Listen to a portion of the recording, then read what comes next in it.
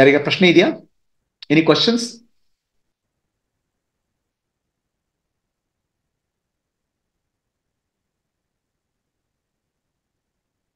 ರೂಮಲ್ಲಿರೋರಿಗೆ ಏನೋ ಪ್ರಶ್ನೆ ಇದೆಯಾ?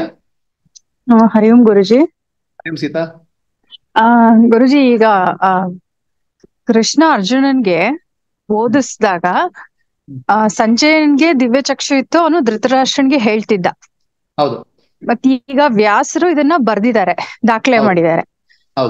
ಅಂದ್ರೆ ಇನ್ನೊಂದು ಚಿತ್ರಣದಲ್ಲಿ ನಾವು ಸಾಮಾನ್ಯವಾಗಿ ನೋಡುವಾಗ ಆ ಯುದ್ಧ ಭೂಮಿ ಒಂದು ರೀತಿಯ ಸ್ಟಿಲ್ನೆಸ್ ಬರುತ್ತೆ.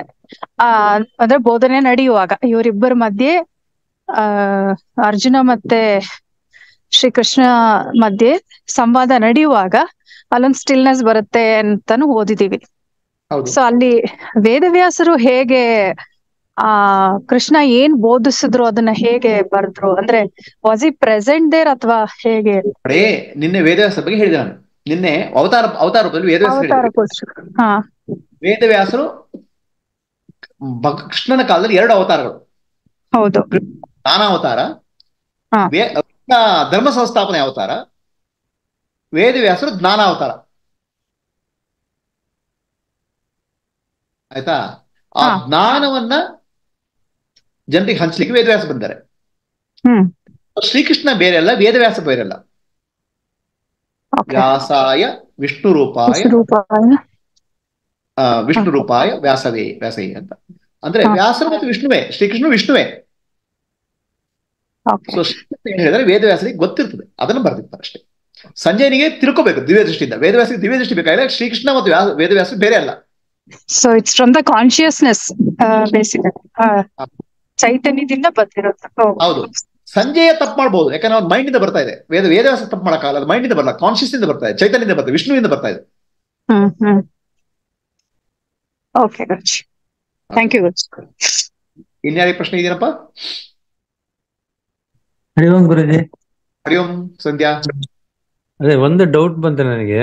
ಈಗ ವೇದ ಸುಳ್ಳಾದ್ರು ಗಾದೆ ಸುಳ್ಳಾದ್ರು ಅಂತ ಹೇಳಿದ್ರೆ ಹೆಂಗೆ ಅರ್ಥ ಹೆಂಗಿಂತೆ ಗುರುಜಿ? ಅದ ವೇದ ಸುಳ್ಳಾದ್ರು ಗಾದೆ ಸುಳ್ಳಾಗದು ಅಂತ ಹೇಳಿದ್ರೆ ವೇದಗಳು ನಾನೇನ್ ತಿಳ್ಕೊಂಡೆ, ಗಾದೆ ಅಂದ್ರೆ ಅನುಭವದಿಂದ ಬಂತು.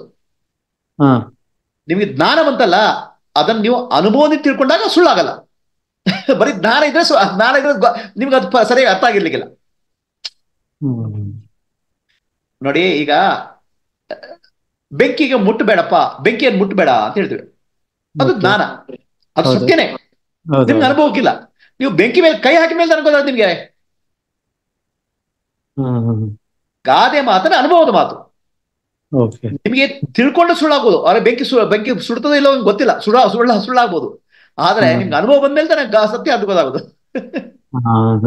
ನಿಜ ಸ್ವರೂಪ ಅದು ಇದು ವೇದಗಳು.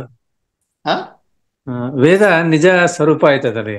ಈಗ ಗಾದೆ ನಿಮ್ಗೆ ಅದು ಅನುಭವ ಬರ್ಬೇಕು ತಾನೆ, ಆಮೇಲೆ ಸತ್ಯ ಆಗುತ್ತೆ ತಾನೆ. ಹೌದು ಗುರುಜಿ. ಓಕೆ, ಇನ್ಯಾರ ಪ್ರಶ್ನೆ ಇದೆಯಪ್ಪ? ಅಷ್ಟೇ ಗುರುಜಿ. ಓಕೆ ಪ್ರಭುಜಿ, ನಂದೊಂದು ಪ್ರಶ್ನೆ. ಪ್ರತ್ಯಕ್ಷ ಮತ್ತೆ ಅನುಮಾನ ಎರಡು ಶಬ್ದ ಮತ್ತೆ ಜ್ಞಾನಕ್ಕೆ ಪೂರಕವಾಗಿ ಕೂಡ ಕೆಲಸ ಮಾಡೋದಕ್ಕೆ ಸಾಧ್ಯ ಆಗುತ್ತಲ್ವಾ ಅಂತ. ಅಂದ್ರೆ ಫಾರ್ ಎಕ್ಸಾಂಪಲ್ ಪ್ರತ್ಯಕ್ಷ ಪ್ರಮಾಣ, ಅನುಮಾನ ಪ್ರಮಾಣ ಎರಡೂ ಕೂಡ ಶಬ್ದ ಪ್ರಮಾಣಕ್ಕೆ ಅಥವಾ ಜ್ಞಾನಕ್ಕೆ ಪೂರಕವಾಗಿ ಕೆಲಸ ಮಾಡಕ್ಕೂ ಸಾಧ್ಯತೆ ಇದೆ ಅಲ್ವಾ ಅಂತ. ಅಂದ್ರೆ ಪೂರಕ ಕೆಲಸ ಮಾಡೋ ಸಾಧ್ಯ. ಜ್ಞಾನ ಪ್ರಮಾಣ, ಶಬ್ದ ಪ್ರಮಾಣ ಮತ್ತು ಅನುಮಾನವನ್ನು ನಲಿಫೈ ಮಾಡ್ಬೋದು.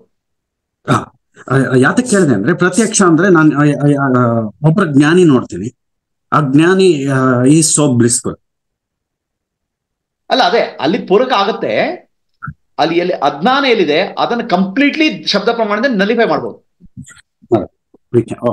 ಶಬ್ದ ಪ್ರಮಾಣ ಅನುಮಾನ ನಮ್ಗೆ ಹೆಲ್ಪ್ ಮಾಡ್ಬೋದು, ಅದು ಬೇರೆ. ಬಟ್ ಎಲ್ಲೇನಾಗುತ್ತೆ, ಅಜ್ಞಾನ ಇದ್ದಾಗ ಹಗ್ಗದಲ್ಲಿ ಹಾವು ಕಾಣ್ತಾ ಇದೆ, ಪ್ರತ್ಯಕ್ಷ ಮತ್ತು ಅನುಮಾನ ಕೆಲಸ ಮಾಡ್ತಾ ಇಲ್ಲ, ಅಲ್ಲಿ ಹಾವು ಇಲ್ಲ ಹಗ್ಗ ಇದೆ ಅಂತ ಹೇಳಿದ್ರೆ ಜ್ಞಾನ ಬಂದಾಗ ಅದು ಎಲ್ಲವನ್ನು ನಲಿಫೈ ಮಾಡ್ಬಿಡ್ತದೆ. ಎಂಡ್ ರಿಸಲ್ಟ್ಗೆ ಹೆಲ್ಪ್ ಅದು ಜ್ಞಾನನೇ. ಸರಿ, ಇನ್ಯಾರಿಗೆ ಪ್ರಶ್ನೆ ಇದೆಯಾ? ಹರಿ ಓಂ. ಈ ಈ ಭಗವದ್ಗೀತೆ ಕ್ಲಾಸು ಇನ್ನು 15 ದಿವಸ ಆದ್ಮೇಲೆ, ಅಂದ್ರೆ ಮಕರ ಸಂಕ್ರಾಂತಿ ಆದ್ಮೇಲೆ ಶುರು ಆಗ್ತದೆ ಪುನಃ ಮುಂದುವರಿದು. ನಮಸ್ತೆ.